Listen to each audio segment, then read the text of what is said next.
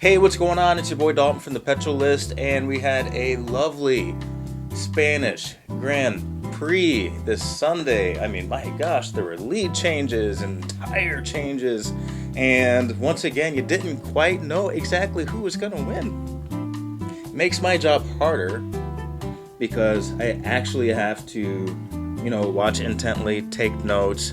The video is no longer like a 5-minute ordeal where I just complain about the fact that Max Verstappen was in the lead and was guaranteed to win the race by, lap 3. So it makes what I do a little bit harder, but so much more satisfying. I got a ton of notes. Before we get started, like, subscribe, comment, because it really does actually help me out. It helps get the video out, and I don't think I would feel like a proper video or a proper YouTuber at this point if I didn't ask for that stuff in the very beginning. Without further ado, let's get started.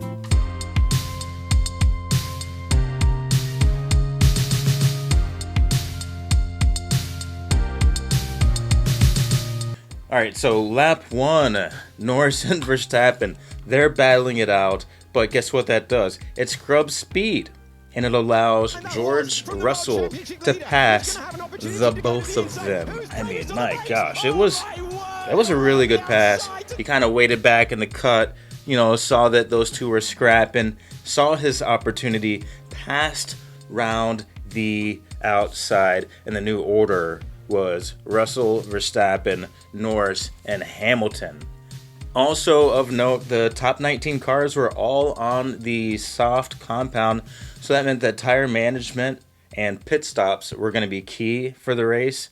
And thing is, George Russell isn't really known to be the kindest to tires and the best overall strategic decision maker. I think he's a little bit, like I said before, emotional.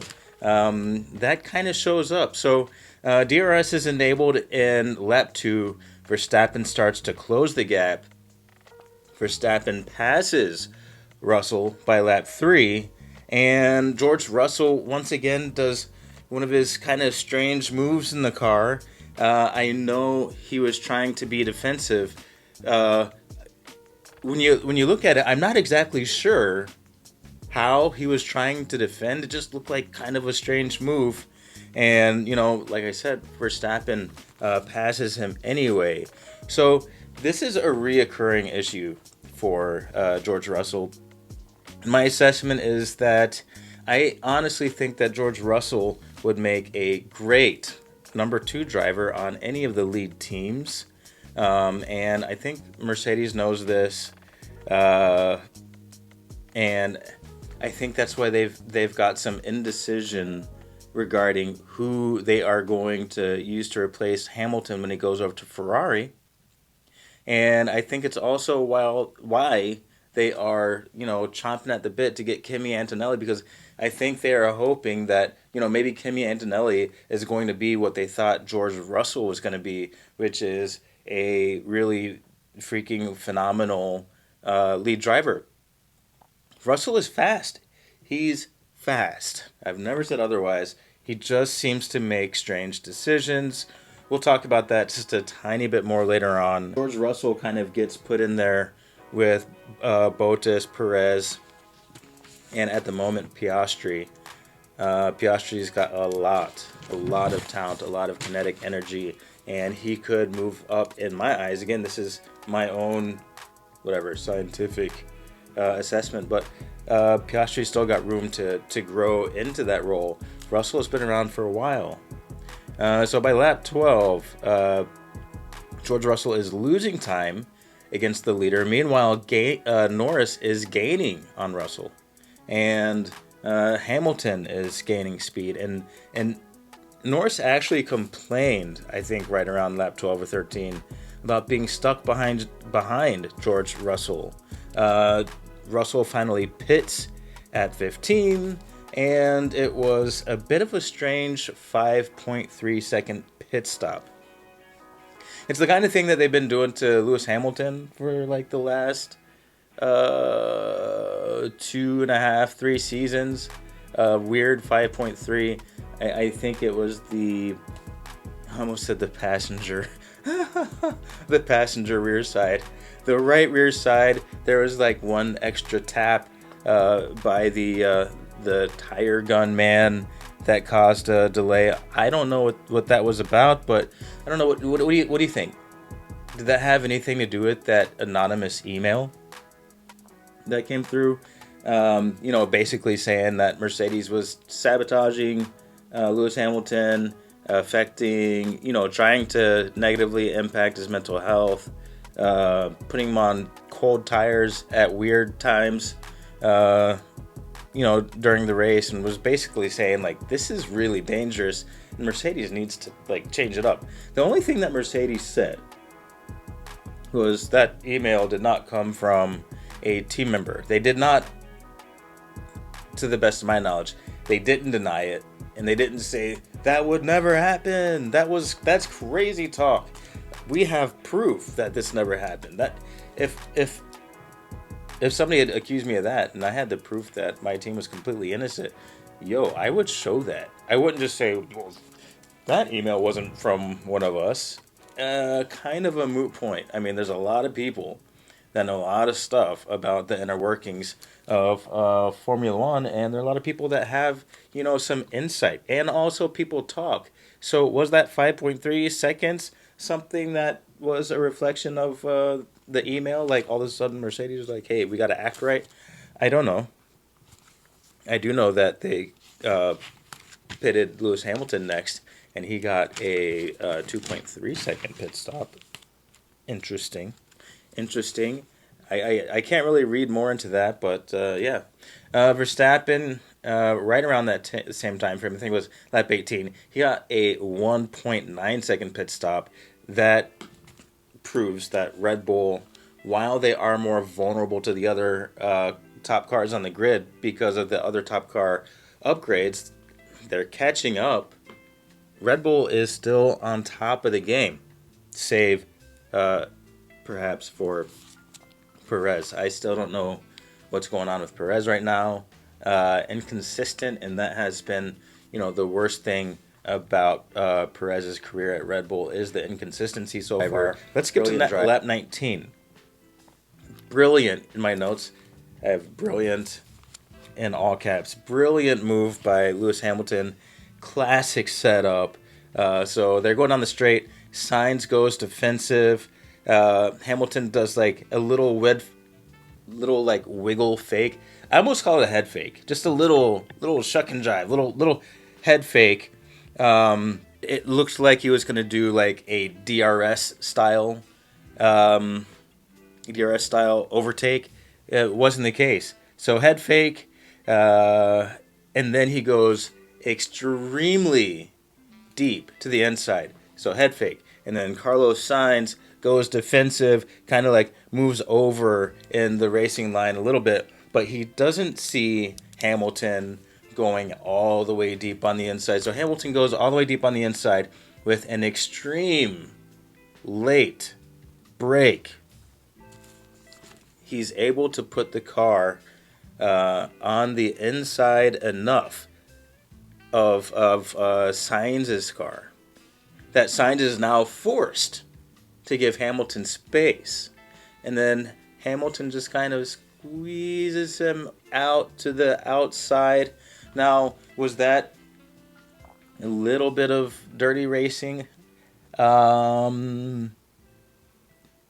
will admit it was a little questionable. It was just a little bit questionable.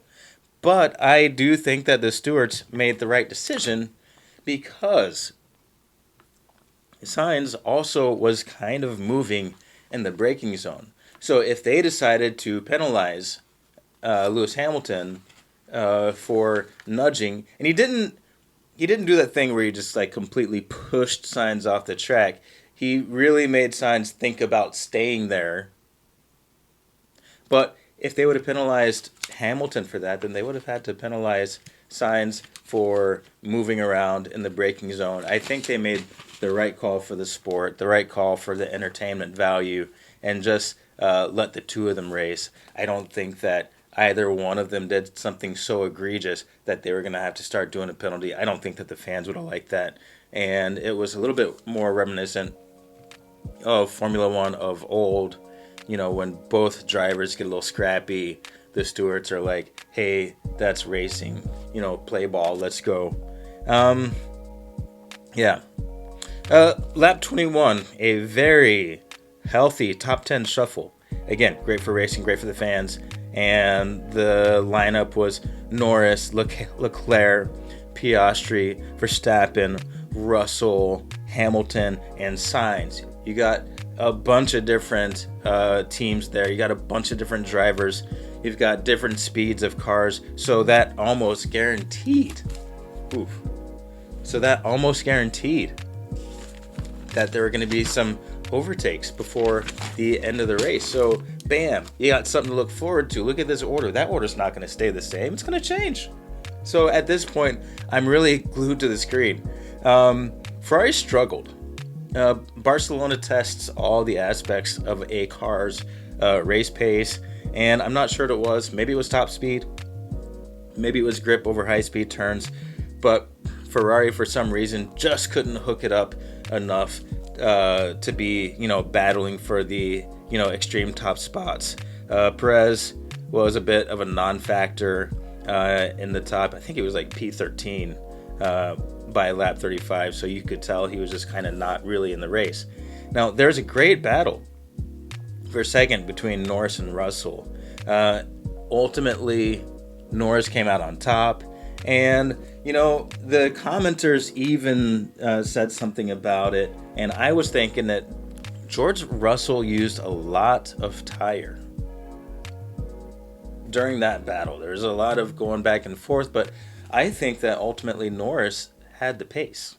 And I think that the battle for second was I think Russell was delaying the inevitable, as they say. I think that Norris was going to get that place no matter what. He had fresher tires. The McLaren was a bit faster. And I think George Russell inadvertently used a lot of tire. And you could tell because they had to pit Russell by lap 37. Now, I think there's like 69 or 67 laps in this race. So pitting by lap 37, you got a lot of race left. So they gave Russell the hard tires. I saw some people complaining they gave Russell the hard tires and they gave Lewis Hamilton the soft tires. Isn't that the opposite of what was going on before? Well, keep in mind, there are 27 or 29 laps to go when George Russell went in. And we already know, I already discussed this, George Russell is not necessarily the kindest driver. 2 tires, so they're like, hey, we either go mediums or hards, but we got to keep this guy out there for as long as we can and keep him quick. He did get fastest lap once he got the tires fired up. Lewis Hamilton came in, I want to say 7 laps later, and he got soft tires. Now, Lewis Hamilton can make tires last for an obscenely just weird amount of length of time. Soft tires with 20, 21 laps to go. And, they had the faith that Hamilton was going to keep the car fast and competitive out there. And I think that is why there's the difference in tire strategy. And I think it really stood out in some of the previous races where they kept treating Hamilton like a kindergartner that couldn't manage tires and giving him hard tires in weird spots. I think they were actually justified in giving Russell the hard tire at that point. All right, lap 48, Lewis Hamilton has the fastest lap. Lap 52, Lewis Hamilton is closing in on George Russell and passes him without that much of a fight. Strange. I mean, if I was Mercedes, that's exactly how I would want stuff to go, because Hamilton is showing that he still has that aggressive, brilliant driving style if he has trust in the car and in the team. And I don't know what happened, but he had it. He was firing on all cylinders, and so I think was Mercedes, at least given that their car is maybe the third or fourth fastest on the grid right now. So by lap 52, we have our finishing order. We've got Verstappen, Norris, Lewis Hamilton, George Russell, and the Ferraris. And, my apologies for not going into a whole lot of the other drivers. I think that really the show was with Red Bull, McLaren, and Mercedes in the Spanish Grand Prix. There's some interesting things that are going on in the backfield, but those three teams were just going back and forth. Leclerc and Sainz could not, like I said, get the Ferrari to hook up. I am not exactly sure why, but that was it. Great race. A note on Mercedes strategy. I truly think that this is the first time I've seen Mercedes use the strategy of a team that wants to win. You take your champion driver, your lead driver, and you trust him to stay out there on the best tire for as long as possible, to make things happen. You trust him to do that, to get things done. And you try as hard as you can to keep your second driver fast and on the track. Just keep him out there, have him turn laps, have him turn fast laps, and let your lead driver, work the magic. Let the lead driver be the unpredictable one, because he's going to somehow come out on top. That's what I would do if I had Alonso driving for me, or Verstappen driving for me, or Norris driving for me, and definitely Hamilton driving for me. I would trust those guys to get out there, work the magic, and have the Bottases and the Russells and the Perezes just stay on track as long as you can and stay fast. Side note, lap 65, you can actually see the Ferrari cars, or one of the Ferraris, I can't remember who was driving. You could see the Ferrari struggling to find grip in the high speed. I think it was Leclerc trying desperately to chase down George Russell, and you could see it's like every high speed turn, they couldn't do it. So I hope that Ferrari gets their upgrades right, or their adjustments right for the next Grand Prix. Barcelona really exposes every aspect of the car. It's got slow corners, fast corners, big long straightaways, and little technical sections. Great race. And that is nearly a 20-minute video. My apologies in advance, but there was so much to cover, and I didn't even get through all the grid. That's how exciting the season is becoming. And last but not least, Norris was really beating himself up over that start that he had, or I guess you could say didn't have. And he had a very fast car, probably could have won the race, but he had a very commendable second place. That guy is full of mojo right now, and I'm excited to see what's next from him. I've been Dalton. This has been the Petrolist, and I'm out.